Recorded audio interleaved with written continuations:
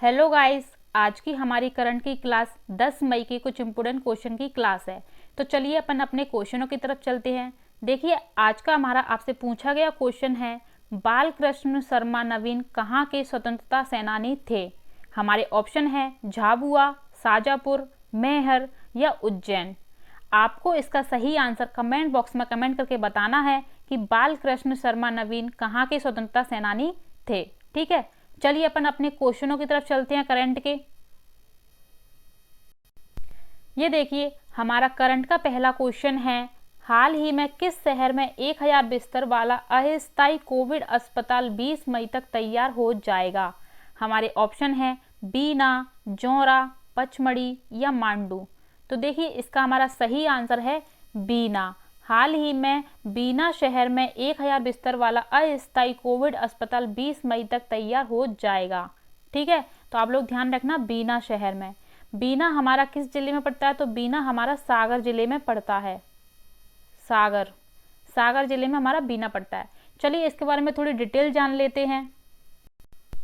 ये देखिए, रिफाइनरी के पास निर्माणाधीन 1000 बिस्तर वाले अस्थायी कोविड अस्पताल का पेट्रोलियम मंत्री धर्मेंद्र प्रधान एवं मुख्यमंत्री शिवराज सिंह चौहान ने निरीक्षण किया। उन्होंने जल्द से जल्द बीना में इस कार्य को पूरा करने को कहा। निरीक्षण के बाद पेट्रोलियम मंत्री एवं मुख्यमंत्री ने रिफाइनरी के अंदर मीटिंग हॉल में बैठक ली। इस मौके पर मंत्री भूपेंद्र सिंह, मंत्री गोविंद सिंह, सांसद राज बहादुर सिंह, विधायक महेश राय, कलेक्टर दीपक कुमार सिंह सहित बड़ी संख्या में अधिकारी उपस्थित रहे। ठीक है, तो आप लोग ये ध्यान रखना। चलिए अपन अगला क्वेश्चन देखते हैं। ये देखिए, हमारा अगला क्वेश्चन है, किस योजना के तहत 22 आयुष्मान कार्ड धारी कोरोना मरीजों का निःशुल्क इलाज होगा। हमारे ऑप्शन है मुख्यमंत्री आशीर्वाद योजना, मुख्यमंत्री कोविड उपचार योजना, मुख्यमंत्री जन अभियान योजना या मुख्यमंत्री जन कल्याण योजना। तो देखिए, इसका हमारा सही आंसर है मुख्यमंत्री कोविड उपचार योजना। मुख्यमंत्री कोविड उपचार योजना के तहत 22 आयुष्मान कार्ड धारी कोरोना मरीजों का निःशुल्क इलाज होगा। ठीक है, चलिए इसके बारे में थोड़ी डिटेल जान लेते हैं। ये देखिए, मुख्यमंत्री कोविड उपचार योजना के तहत जिला प्रशासन ने 22 आयुष्मान कार्ड धारी मरीजों के प्री ऑथराइजेशन किया गया। इससे अब इन कोविड मरीजों को तत्काल प्रभाव से निःशुल्क उपचार मिल पाएगा। होशंगाबाद कलेक्टर धनंजय सिंह ने निर्देशन में गठित टीम द्वारा जिले में अलग अलग हॉस्पिटल से कुल 22 मरीजों का आयुष्मान TMS पोर्टल पर प्री ऑथराइजेशन किया गया। ठीक है, तो आप लोग ये ध्यान रखना, 22 आयुष्मान कार्ड धारी मरीजों के प्री ऑथराइजेशन किया गया, जिससे अलग अलग हॉस्पिटल में 22 मरीजों को आयुष्मान TMS पोर्टल पर प्री ऑथराइजेशन किया गया, जिनको निःशुल्क उपचार मिलेगा। ठीक है फ्रेंड, तो आप लोग ये ध्यान रखना। चलिए अपन अगला क्वेश्चन देखते हैं।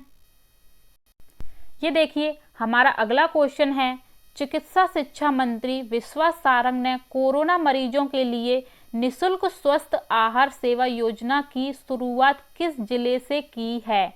हमारे ऑप्शन है इंदौर, ग्वालियर, भोपाल या रीवा। तो देखिए, इसका हमारा सही आंसर है भोपाल। चिकित्सा शिक्षा मंत्री विश्वास सारंग ने कोरोना मरीजों के लिए निःशुल्क स्वस्थ आहार सेवा योजना की शुरुआत भोपाल जिले से की है। ठीक है, चलिए इसके बारे में थोड़ी जानकारी जान लेते हैं। ये देखिए, चिकित्सा शिक्षा मंत्री श्री विश्वास कैलाश सारंग ने भोपाल के कोरोना मरीजों के लिए निःशुल्क स्वस्थ आहार सेवा योजना शुरू की है। इस सेवा के शुरू हो जाने से अब कोरोना मरीज के परिजनों को परेशान नहीं होना पड़ेगा। मरीज जिस अस्पताल में भर्ती हैं, वहीं समय पर उन्हें पौष्टिक आहार निःशुल्क मिल जाएगा। मंत्री श्री सारंग ने बताया है कि पायलट प्रोजेक्ट के तौर पर यह योजना भोपाल के 110 अस्पताल में शुरू की गई है। इसकी सफलता पर प्रदेश के अन्य शहरों में भी इस योजना को शुरू किया जाएगा। ठीक है फ्रेंड्स, तो आप लोग ये ध्यान रखना, भोपाल जिले में शुरू की गई है निःशुल्क स्वस्थ आहार योजना। ठीक है, आप लोग ये ध्यान रखना। चलिए अपन अगला क्वेश्चन देखते हैं। ये देखिए, हमारा अगला क्वेश्चन है, हाल ही में किस राज्य के वन विभाग ने चिड़ियाघर के रखवालों के लिए RT-PCR टेस्ट अनिवार्य किया है? हमारे ऑप्शन है गुजरात, मध्य प्रदेश, राजस्थान या छत्तीसगढ़। तो देखिए इसका हमारा सही आंसर है मध्य प्रदेश।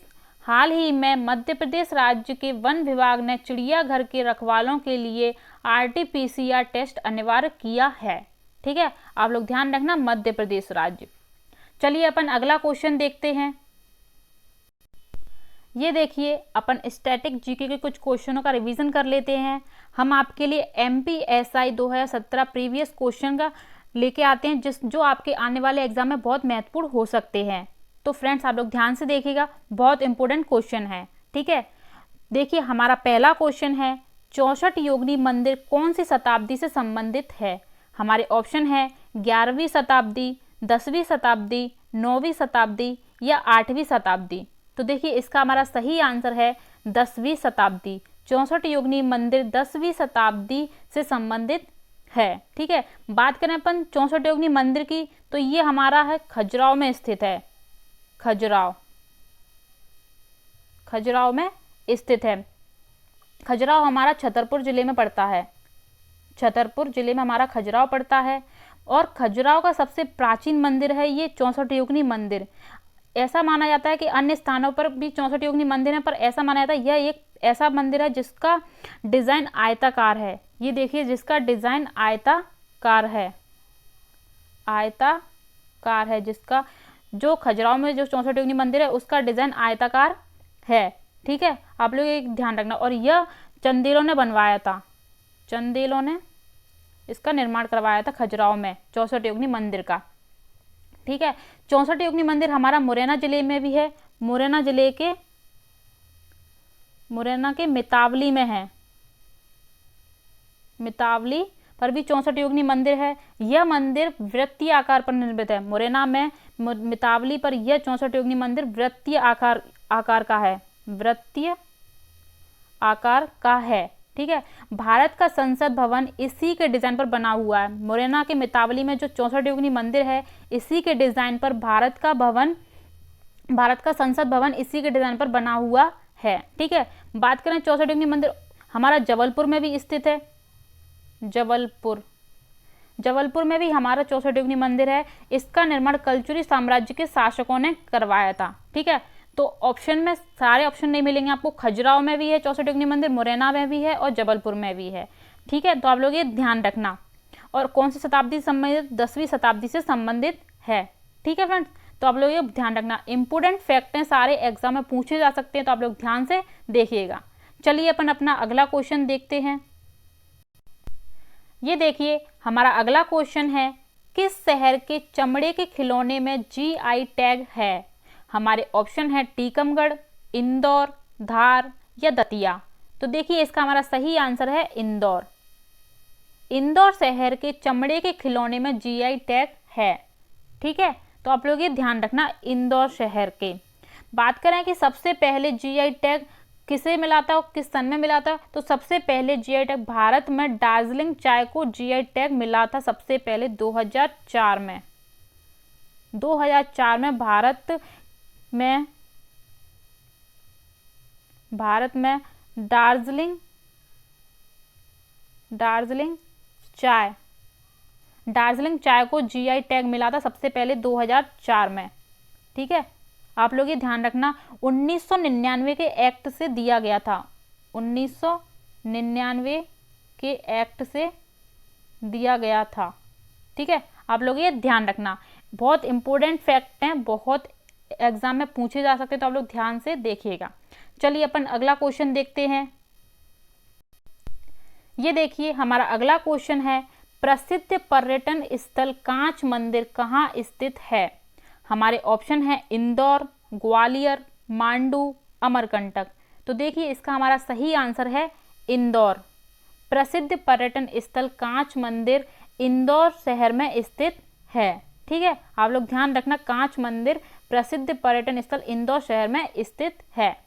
यह एक जैन मंदिर है। ध्यान रखना, कांच मंदिर जो इंदौर जिले में है प्रसिद्ध, वह एक जैन मंदिर है। जैन मंदिर है। ये देखिए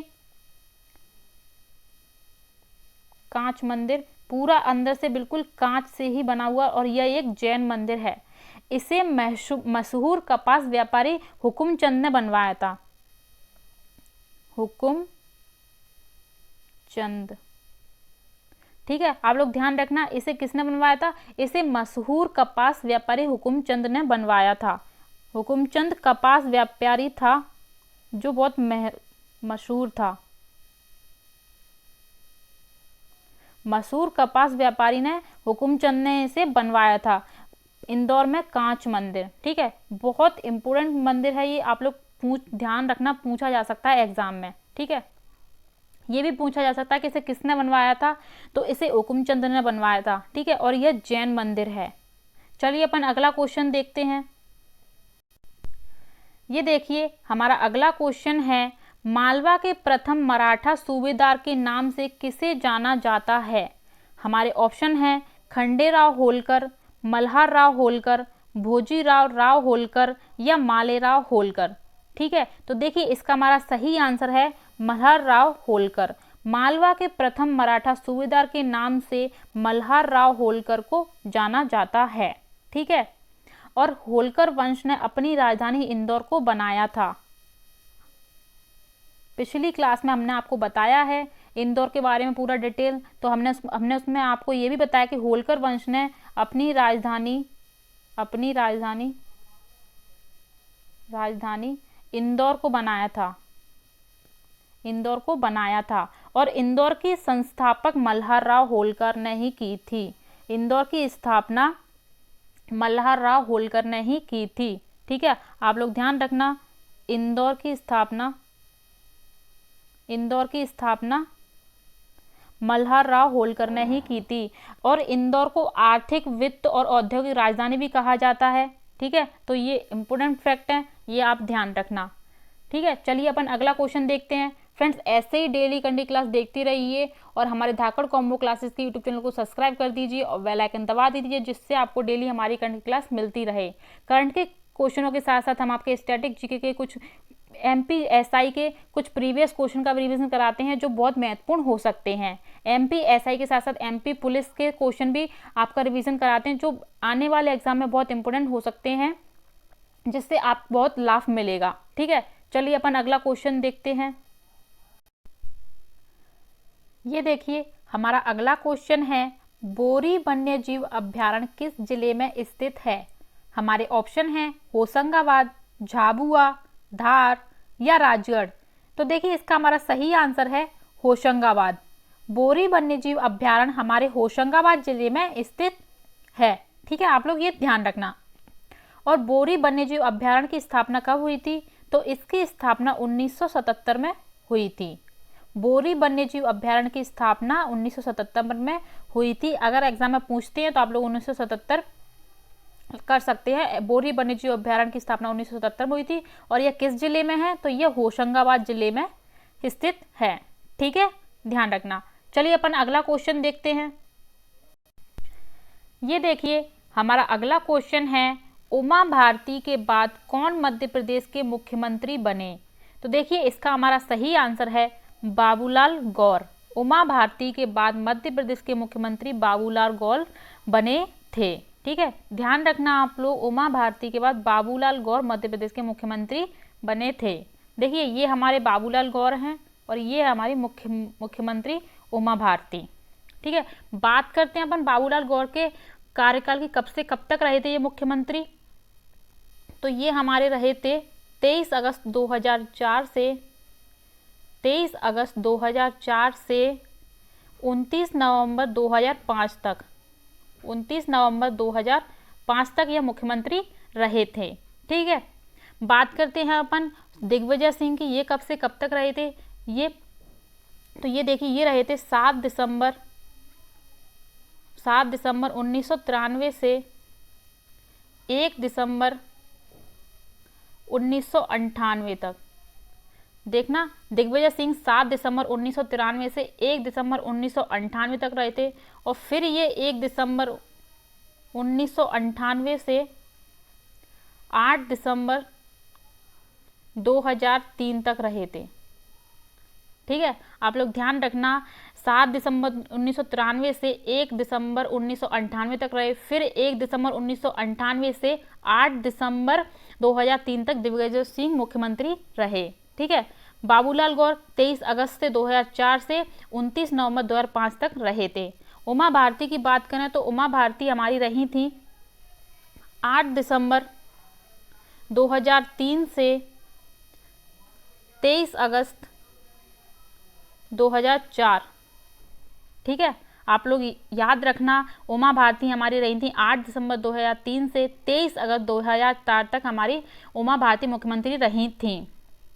मैं आपको रिपीट कर देती हूँ, उमा भारती 8 दिसंबर 2003 से 23 अगस्त 2004 तक हमारी मुख्यमंत्री रही थी और बाबूलाल गौर हमारे 23 अगस्त 2004 से 29 नवंबर 2005 तक मुख्यमंत्री रहे और दिग्विजय सिंह हमारे 7 दिसंबर 1993 से 1 दिसंबर 1998 तक और फिर ये दूसरी बार 1 दिसंबर 1998 से 8 दिसंबर 2003 तक मुख्यमंत्री रहे। दिग्विजय सिंह हमारे कांग्रेस पार्टी के हैं, बाबूलाल गौर हमारे बीजेपी पार्टी के हैं और उमा भारती भी हमारी बीजेपी पार्टी के हैं। बात करें अपन कैलाश जोशी की तो ये भी हमारे बीजेपी पार्टी के हैं, परंतु ये पहले गैर कांग्रेसी मुख्यमंत्री हैं, पहले गैर कांग्रेस मुख्यमंत्री हैं।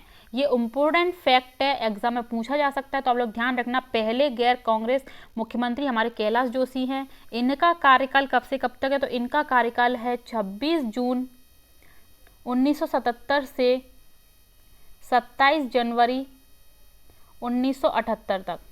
ठीक है, इनका कार्यकाल है 26 जून 1977 से 27 जनवरी 1978 तक कैलाश जोशी का कार्यकाल है। बात करते हैं अपन शिवराज सिंह चौहान की तो ये भी हमारे बीजेपी पार्टी हैं। इनका कार्यकाल आप लोग सुन लीजिए, इनका कार्यकाल है 29 नवंबर 2005 से 12 दिसंबर 2008 तक। फिर इनका कार्यकाल है 12 दिसंबर 2008 से 13 दिसंबर 2013 तक और फिर है इनका 14 दिसंबर 2013 से 16 दिसंबर 2018 तक। इसके बाद कमलनाथ की सरकार बनी थी, फिर सरकार गिर गई, फिर से शिवराज सिंह चौहान ने पद संभाला, जो कि अब तक वर्तमान में अब तक है। ठीक है, तो आप लोग ये ध्यान रखना। मैंने आपको सबके कार्यकाल बता दीजिए कि आपने सुन के आप लिख लीजिएगा, एग्जाम में पूछे जा सकते हैं। और पहले गैर कांग्रेस मुख्यमंत्री हमारे कैलाश जोशी थे। ठीक है, तो आप लोग ध्यान रखना, दिग्विजय सिंह कांग्रेस पार्टी के, शिवराज सिंह चौहान बीजेपी पार्टी के, बाबूलाल गौर भी बीजेपी पार्टी के और कैलाश जोशी बीजेपी पार्टी के और उमा भारती भी बीजेपी पार्टी के हैं। ठीक है, तो आप लोग ये ध्यान रखना। और फ्रेंड्स, आपको इसकी पीडीएफ चाहिए तो हमारे टेलीग्राम चैनल पर भी आप लोग आ सकते हैं, लिंक हम लोग कमेंट में कर देते हैं। चलिए अपन अगला क्वेश्चन देखते हैं। ये देखिए, कल की करंट की क्लास में हमारा आपसे पूछा गया प्रश्न है, मध्य प्रदेश फिल्म विकास निगम की स्थापना कब की गई थी? हमारे ऑप्शन है 1972, 1980, 1981 या 1986। तो आप लोग इसका सही आंसर देख लीजिए। इसका सही आंसर है 1981। मध्य प्रदेश फिल्म विकास निगम की स्थापना 1981 में की गई थी। ठीक है फ्रेंड्स, ये हमारा कल की करंट की क्लास में आपसे पूछा गया क्वेश्चन था, जिसका आंसर हमने आपको बता दिया 1981। मध्य प्रदेश फिल्म विकास निगम की स्थापना 1981 में की गई थी। फ्रेंड्स, ऐसे ही डेली हमारी करंट की क्लास देखते रहिए और डेली करंट की क्लास लेने के लिए धाकड़ कॉम्बो क्लासेस के यूट्यूब चैनल को सब्सक्राइब कर दीजिए, बेल आइकन दबा दीजिए, जिससे आपको डेली हमारी करंट की क्लास मिलती रहे। फ्रेंड्स, आपको हमारी वीडियो कैसी लगती है कमेंट बॉक्स में कमेंट करके जरूर बताएं। सो आज के लिए थैंक यू, धन्यवाद।